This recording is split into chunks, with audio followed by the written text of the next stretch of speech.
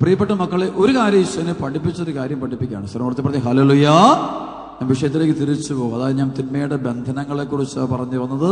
Spirit of division, ഭിന്നതയുടെ ആത്മാക്കളെ കുറിച്ച്, കുടുംബജീവിതങ്ങളെ തകർക്കുന്ന തിന്മയുടെ ശക്തികളെ കുറിച്ച് പറഞ്ഞു. അപ്പൊ ഞാൻ പറഞ്ഞു, പാപത്തിന്റെ സാഹചര്യങ്ങളിലാണ് ഈ സ്പിരിറ്റ് ഏറ്റവും കൂടുതൽ വളരുന്നത്, തിന്മയുടെ ശക്തികൾ പെരുകുന്നത്. പാപ സാഹചര്യം. ഒരു കാര്യം നിങ്ങൾ പറ്റും, വലിയൊരു കാര്യം രഹസ്യം പഠിപ്പിക്കുകയാണ്, വലിയൊരു രഹസ്യം. ശ്രമത്തിൽ പറഞ്ഞ ഹല്ലേലൂയ. പാപം ചെയ്യുന്ന സ്ഥലങ്ങളിൽ തിന്മയുടെ അരൂപികൾ ഉണ്ടായിരിക്കും. ഒരു കൊലപാതകം നടക്കുന്ന സ്പേസ് അല്ല പ്ലേസ്, അവിടെ തിന്മയുടെ ശക്തി ഹിഡൻ, ഓൾവേസ് ഹിഡൻ. അതൊരു അത് പുറമെ കാണില്ല, അവിടെ കാണും.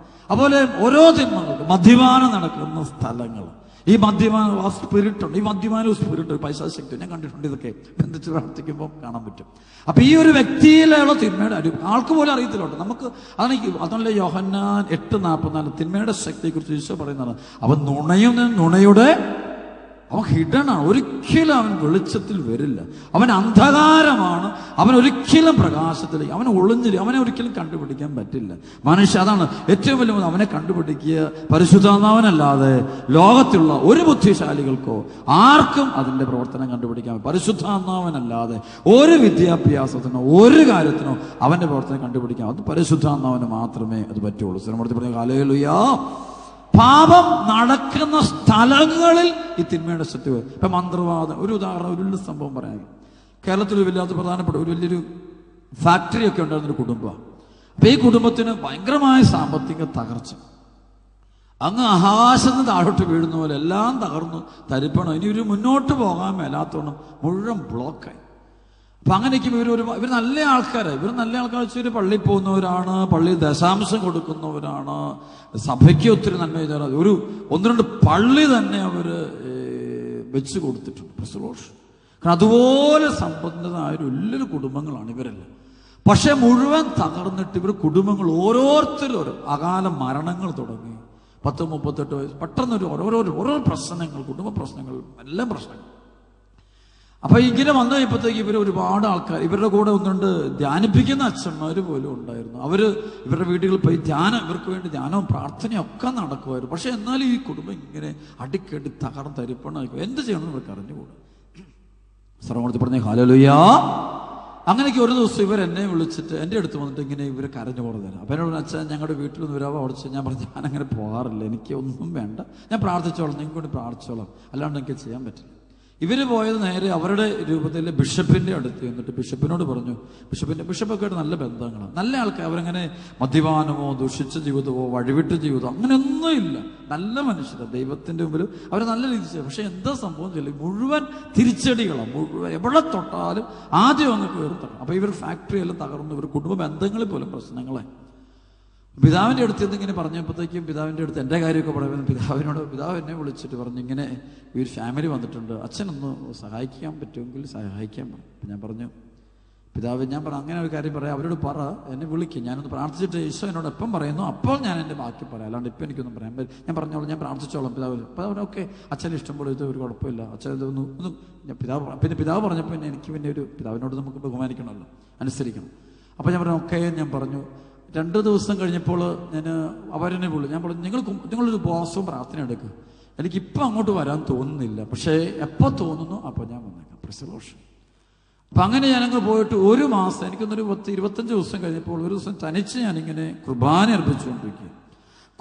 അർപ്പിച്ചുകൊണ്ടിരിക്കുമ്പോൾ കുർബാനയുടെ സ്ഥാപനവാക്യങ്ങളൊക്കെ കഴിഞ്ഞ് പ്രാർത്ഥിച്ചു പെട്ടെന്ന് ഇങ്ങനെ ആരോ എൻ്റെ ഉള്ളിൽ ഇങ്ങനെ പെട്ടെന്ന് പറയാം, നീ ഇന്ന് പോയിട്ട് ആ വീട് വെഞ്ചരിക്കാം.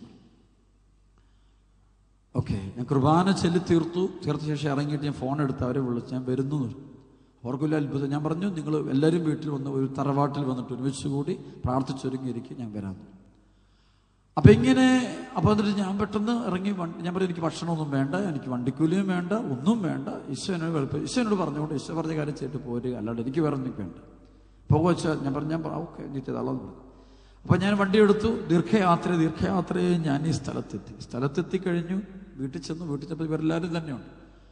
കയറിയവാട പരിശുദ്ധാത്മാവ് ആദ്യം എന്നോട് പറയുന്നത്, ഇവരോട് പരസ്പരം ക്ഷമ ചോദിക്കാം. നല്ല പ്രായമുള്ളവരൊക്കെ ഉണ്ട്, ഇവർ മുതിർന്നവരൊക്കെ ഉണ്ട്, കുടുംബാംഗങ്ങൾ. ഒരു 65-70 വയസ്സൊക്കെ പ്രായമുള്ളവരുണ്ട്, 45 വയസ്സുള്ളവരുണ്ട്. എല്ലാവരും അങ്ങോട്ടും ഇങ്ങോട്ടും. കാരണം ഇത് ഈ പൈശാചിക ശക്തിയുടെ ഏറ്റവും വലിയ പ്രവർത്തനങ്ങൾ ഉണ്ടെന്ന് അറിയാൻ പറ്റുന്നത് വെറുപ്പുണ്ടെങ്കിലുണ്ട്. ക്രിസ്തുലോഷ് വേദെല്ലാം വ്യക്തികൾ കുടുംബങ്ങളിൽ വെറുപ്പ്, അപ്പനും അമ്മയും തമ്മിലോ അല്ലെങ്കിൽ സഹോദരങ്ങൾ തമ്മിലോ ഭാര്യമാർ തമ്മിലോ മക്കൾ തമ്മിലോ എന്തെങ്കിലും സഹോദരങ്ങളിലോ അങ്ങോട്ടും ഇങ്ങോട്ടും വെറുപ്പിന്റെ മേൽ വിശ്വസിക്കാൻ പറഞ്ഞു ഇവർ തമ്മിലുണ്ട് ക്ഷമയോ. അപ്പൊ ഇവരെല്ലാം നമ്മൾ ക്ഷമ വെച്ച് കാല് പൊട്ടി ക്ഷമിക്കണം, പേടുമപ്പെട്ടേ പറ്റുള്ളൂ നമ്മൾ. അപ്പോൾ അവരനുസരിച്ച് മൂത്തയാൾ തൊട്ട് എല്ലാവരും തന്നെ അങ്ങോട്ടും ഇങ്ങോട്ടും കാല് പിടിച്ച് ക്ഷമ ചോദിച്ചു. വലിയ സീനായിരുന്നു. അപ്പോൾ കൂട്ടക്കരച്ചിലായിരുന്നു, വീടിനകം മുഴുവൻ എല്ലാവരും കരച്ചിലായിരുന്നു മൊത്തം. ക്ഷമ പറഞ്ഞു. കാരണം അങ്ങോട്ടും ഇങ്ങോട്ടും വാക്കുകൊണ്ടും പ്രവൃത്തി കൊണ്ടും പല വെറുപ്പ് സൂക്ഷിക്കുന്നുണ്ട്. സഹോദരങ്ങൾ തമ്മിലുള്ള ശക്തമായ വെറുപ്പ്. പക്ഷെ പുറമേ എന്നിട്ട് ചിരിച്ചു കാണിക്കും. നമ്മൾ ഒത്തിരി പേരുടെ കുഴപ്പതാണല്ലോ പ്രസിലോഷ്. പുറമേ നമ്മൾ ചിരിച്ചു കാണിക്കും, പക്ഷേ ഉള്ളിൽ നമ്മൾ കടുത്ത വൈരാഗ്യവും വെറുപ്പ് സൂക്ഷിക്കും. സർവ്വത്തിൽ പറയും ഹല്ലേലൂയാ. ഒരാൾ വെറുപ്പും വിദ്വേഷവും ഉണ്ടെങ്കിൽ ആ വ്യക്തിയിൽ സാത്താൻ ഉണ്ട്. ആരോടെങ്കിലും വിദ്വേഷമോ പകയോ ഞാൻ സൂക്ഷിക്കുന്നുണ്ടെങ്കിൽ, നിങ്ങൾ സൂക്ഷിക്കുന്നുണ്ടെങ്കിൽ, പ്രതികാര ചിന്ത സൂക്ഷിക്കും, ആ വ്യക്തിയിൽ ഒരു ഈവിൾ സ്പിരിറ്റ് ഉണ്ട്. അത് ഉൽപ്പത്തി പുസ്തകം 4:1 തൊട്ടുള്ള വചനം, 1 തൊട്ട് 7 വരെയുള്ള വചനം വായിക്കും. കായേന്റെ ചരിത്രത്തിൽ കായേന്റെ മുഖം കറുത്തു, 4-5 വചനം പറഞ്ഞത് കായേന്റെ മുഖം കറുത്തു എന്ന് പറയും. അപ്പൊ ആ ഒരു ബന്ധനം, അത് മുഖം കറക്കുക, ഉള്ളിൽ പൈശാചിക ശക്തി ഉണ്ട്, അവൻ്റെ ഉള്ളിൽ കടുത്ത വെറുപ്പുണ്ട്. അപ്പൊ ഞാൻ പറഞ്ഞു നിങ്ങൾ നല്ല മാനം ചെയ്തേ പറ്റൂ. അവർ അനുസരിച്ചു. ആ പ്രേയർ കാണിപ്പം ഞാൻ പറഞ്ഞു ഇനി നിങ്ങൾ കരുണയുടെ കൊന്തയില്ലേ പ്രാർത്ഥിക്കാം, ചൊല്ലിക്കോളാം. അവർ പ്രാർത്ഥിച്ചുകൊണ്ടിരിക്കുക. ഞാനവരുടെ കൂടെ കൂടുന്നില്ല, ഞാനിങ്ങനെ മാറി നിൽക്കുക. അപ്പൊ ഈശോനോട് പറഞ്ഞു അനമ്പളെടുത്തോണ്ട് ഈ സമയത്ത് വീടിനകം മുഴുവൻ വെഞ്ചരിച്ചോളാം, തന്നെ പോയി ആരെയും കൂട്ടിക്കൊണ്ടോണം. അപ്പൊ ഞാനെങ്കിൽ വലിയൊരു വീടാണ്, അപ്പൊ ഞാൻ പഴയൊരു വീടാണ്. അപ്പൊ ഞാൻ പോയിട്ട് മുഴുവൻ ഞാൻ വെള്ളം തെളിച്ചു. 1 ഏക്കറുള്ള വീടാണ്. മുഴുവൻ പോയിട്ട് വെഞ്ചരിപ്പെല്ലാം കഴിഞ്ഞ് നടുക്കൊന്ന് ഞാൻ പറഞ്ഞു ഫാക്ടറിയിലോട്ട് പോകണം. ഈശോ പറഞ്ഞു പൊക്കോളാൻ പറഞ്ഞു. ഇതൊരു ഈശോനെ പഠിപ്പിക്കാൻ വേണ്ടി, അല്ലാതെ ഞാൻ പോകുന്നല്ല, ഈശോനെ പഠിപ്പിക്കാൻ വേണ്ടി. അപ്പം വണ്ടി ഇടുന്ന നേരെ ഞാൻ അപ്പം ഇവരെ കൂട്ടിക്കൊണ്ട് ഞാൻ പറ്റും. അവിടുത്തെ ഈശോ പറഞ്ഞു ഇനി ഇവരെ ആരും കൂട്ടരുത്, അവിടുത്തെ മാനേജറിനോട് പറയാം, മാനേജറിന്റെ കൂടെ പോയാൽ മതി. അവൻ്റെ തലയിൽ വെച്ച് ആദ്യം കുരിശ് വരയ്ക്കാൻ പറയും. ശ്രമപ്പെടുത്തി പറയാം ഹല്ലേലൂയ. അവൻ്റെ തലയിൽ വെച്ച് കുരിശ് വരച്ച ശേഷം പറഞ്ഞു നീ വന്നാൽ മതി, ബാക്കിയുള്ളവർ പുറത്തുനിന്ന് വീട്ടുകാരൊക്കെ മാറുന്നോളാൻ പറഞ്ഞു. ഞാൻ തന്നെ കൂട്ടി പോകുന്ന വഴിക്ക് വെച്ച് ഒരു സ്ഥലം ഒരു ശരിക്കും പറഞ്ഞാൽ ഒരു പൈശാചിക ബന്ധനം ഒരു സ്ഥലത്തേക്ക് എനിക്ക് ആലോചിച്ച് കാണിച്ചിട്ട്.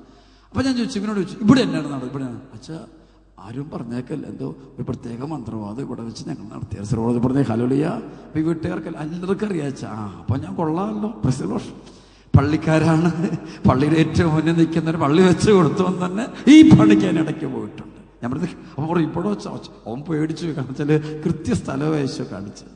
അപ്പൊ അങ്ങനെ 2-3 സ്ഥലങ്ങൾ കാണിച്ചു അഞ്ചരിച്ചു. അതിനുശേഷം ഇവരുടെ ഫാക്ടറിയുടെ മെഷീനൊക്കെ ശരിക്കും തുരുമ്പിച്ച് നിൽക്കുക, കാരണം എല്ലാം അടച്ചു പൂട്ടി തീരാൻ പോവുക. എല്ലാം ലാസ്റ്റ് പോകുമ്പോൾ വെഞ്ചരിച്ചു. എല്ലാം പ്രേയർ കേട്ട് പുറത്തിറങ്ങി കേട്ട് ഞാൻ പറഞ്ഞു ഈശോയിൽ കുറെ കാര്യം ഞാൻ പറഞ്ഞിട്ട് പറഞ്ഞു ഇനി മേലിൽ പാപം ചെയ്തേക്ക്. കൂടുതൽ ബൈബിൾ ഈശോ പറഞ്ഞ പോലെ കൂടുതൽ മോശമായത് ഇനി നിന്നിൽ സംഭവിക്കാതിരിക്കാൻ മേലിൽ പാപം ചെയ്യരുത്. എനിക്കൊന്നും വേണ്ട, ഞാൻ ഒരു ഭക്ഷണവും വേണ്ട, പാചകം വേണ്ട, ഒന്നും വേണ്ട. ഞാൻ കയറുന്നു, വണ്ടി കയറി തന്നെ വണ്ടി ഓടിച്ച് ഞാൻ തിരിച്ച് അണക്കരയ്ക്ക് ഞാൻ പോയി ശുശ്രൂഷയ്ക്ക്. 1 മാസം കഴിഞ്ഞപ്പോൾ ഈ ഫാമിലി വീണ്ടും എന്നെ കാണാൻ വേണ്ടി അപ്പോൾ എല്ലാവരും കൂടെ ആഘോഷമായിട്ട്. അപ്പം ഞാൻ അറിഞ്ഞിരുന്നു കർത്താവ് ഇടപെട്ടെന്ന്. ശ്രമപ്പെടുത്തി പറഞ്ഞു ഹല്ലേലൂയ. അടച്ചു പൂട്ടിക്കൊടുന്ന ആ ഫാക്ടറിയുടെ പ്രശ്നം 90% പ്രോബ്ലം 1 മാസം 30 ദിവസം തികയുന്നതിന് മുമ്പ് കർത്താവ് തീർത്ത് കളഞ്ഞു. ബന്ധനോ കഴിഞ്ഞു, കെട്ടു കഴിഞ്ഞു. ശരിക്കും ആ സ്ഥലങ്ങൾ ഒരുപാട് തിന്മകൾ നടന്നിട്ടുണ്ടായിരുന്നു. മന്ത്രവാദം, കൂടോത്രം, വ്യഭിചാരം, മദ്യപാനമുള്ള സ്ഥലങ്ങൾ ഈവിൾ സ്പിരിറ്റ് കൂടുതലാണ്. അത്ര സ്ഥലങ്ങളിൽ നമ്മൾ പോയി നമ്മൾ അറിയല്ലോ കേട്ടോ. ഒരിക്കലും നമുക്ക് നമ്മൾ ഈ ബുദ്ധിയിൽ ആശ്രയിക്കുന്നവർക്കൊരു ഗുണമുണ്ട്, സാത്താങ്കര അടിച്ചാലും അറിയില്ല, പ്രശ്ലോഷ് തീർത്താലും അറിയില്ല, നശിപ്പിച്ചാലും അറിയില്ല, മുഴുവൻ കുടുംബം തീർത്താലും അറിയില്ല. അതാണ് ആ തെറ്റ്. അപ്പോഴും നമ്മൾ യുക്തി പറഞ്ഞുകൊണ്ടിരിക്കുക. സ്ഥിരപ്പെടുത്തി ഹല്ലേലൂയ. നമ്മുടേതായ യുക്തി വിചാരങ്ങൾ നടത്തുക. അതാണ് ബൈബിൾ പറയുന്നൊരു വചനമുണ്ടല്ലോ, റോമാലേഖനത്തിന്റെ 1-ാമത്തെ അധ്യായം, റോമാലേഖനം 1-ാം അധ്യായത്തിന്റെ 21 മുതൽ അവർക്ക് ഒഴുകഴിവില്ല. അവർ ദൈവത്തെ അറിഞ്ഞിരുന്നെങ്കിലും അവിടുത്തെ ദൈവമായി മഹത്വപ്പെടുത്തുകയോ അവിടത്തേക്ക് നന്ദി പ്രകാശിപ്പിക്കുകയോ ചെയ്തില്ല. മറിച്ച് അവരുടെ യുക്തി വിചാരങ്ങൾ നിഷ്ഫലമായി തീരുകയും വിവേകരഹിതമായ ഹൃദയം അന്ധകാരത്തിൽ ആണ്ടുപോവുകയും ചെയ്തുകൊണ്ട് അവരുടെ യുക്തി വിചാരങ്ങൾ നിഷ്ഫലമായി തീരുകയും വിവേകരഹിതമായ ഹൃദയം അന്ധകാരത്തിൽ ആണ്ടുപോവുകയും ചെയ്തു. ജ്ഞാനികളെന്ന് അവകാശപ്പെട്ടുകൊണ്ടവർ ഭോഷന്മാരായി തീർന്നു. സ്ഥലത്ത് പറഞ്ഞ ഹല്ലേലൂയ. ഇന്ന് പല ജ്ഞാനികളും ആരായിട്ട് തീരുന്നുണ്ട്? ഭോഷന്മാരായിട്ട് തീരും. പല ജ്ഞാനികളും ആരായിട്ട് തീരുന്നു? ഭോഷന്മാരായിട്ട് തീരും. നമ്മളെ ജ്ഞാനികളാകാതിരിക്കുക, അപ്പൊ ഭോഷന്മാരാവും. ബുദ്ധിമാന്മാരാവെന്ന് പറയുമ്പോഴേക്കും തിന്മയുടെ ശക്തിക്ക് നമ്മെ ഉപയോഗിക്കും. നമ്മൾ വചനം വിശ്വസിക്കുക. സ്ഥലമെടുത്ത് പറഞ്ഞ ഹല്ലേലൂയ. അച്ഛനെ ശുശ്രൂഷ നടത്തുമ്പോൾ പരിശുദ്ധ തിരുസഭയുടെ പ്രബോധനങ്ങളെ മാത്രമാണ് ഡിപ്പെൻഡ്, വേറൊന്നുമില്ല. പിന്നെ ആളുകൾ കൂടുതലായിട്ട് ധ്യാനിച്ചുകൊണ്ടിരിക്കുന്നത് ദ മിനിസ്ട്രി ഓഫ് ഡെലിവറൻസ് എന്നൊരു ബുക്കുണ്ട്, പോൾ ദ സിക്സ്ത് മാർപ്പാപ്പയുടെ, പോൾ ആറാമൻ മാർപ്പാപ്പയുടെ. അതിനെ കേന്ദ്രീകരിച്ചപ്പോൾ മാർപ്പാപ്പ പറയുന്നത് വളരെ പവർഫുൾ. അന്നൊരു പാപം ചെയ്യുന്ന സ്ഥലങ്ങൾ, വീട്ടിൽ കുറ്റം പറഞ്ഞു അവിടെ തിന്മ പെരുകിക്കൊണ്ടിരിക്കും. ഇപ്പം നമ്മൾ ആരെ ചിത്ത വിളിച്ചു, പ്രത്യേകിച്ച് ഇപ്പം അഭിഷിക്തരെയൊക്കെ ചിത്ത വിളിക്കുന്ന കുടുംബങ്ങളെ ശ്രദ്ധിച്ചു. എനിക്ക് അറിഞ്ഞു കൊടുത്ത കാരണം എന്താണ്, അവിടെ കണച്ചിൽ അവർ എന്തോ പെട്ടെന്ന് തിന്മയുടെ ശക്തികളുടെ പ്രവർത്തനം ഇത്തരം കുടുംബങ്ങളിൽ കൂടുതലായിട്ട് അവിടെ സാമ്പത്തിക തകർച്ച, മക്കളുടെ തകർച്ച, ജീവിത പങ്കാളികളുടെ തകർച്ച, പല വിധത്തിൽ എനിക്കറിയാം. ഞാൻ പലപ്പോഴത്തോടെ എന്താ അതിന്റെ കാരണം തന്നെ എനിക്കറിഞ്ഞു. സർവ്വത്തെ പറഞ്ഞ ഹല്ലേലൂയ, സ്തുതിച്ച രണ്ട് കാലം സ്തുതിച്ച് ഹല്ലേലൂയ ഹല്ലേലൂയ ഹല്ലേലൂയ ഹല്ലേലൂയ. ഒറ്റ വിളിച്ചോയേന്ന് വിളിക്കട്ടെ വിളിക്കട്ടെ വിളിക്കട്ടെ വിളിക്കട്ടെ വിളിക്കട്ടെ.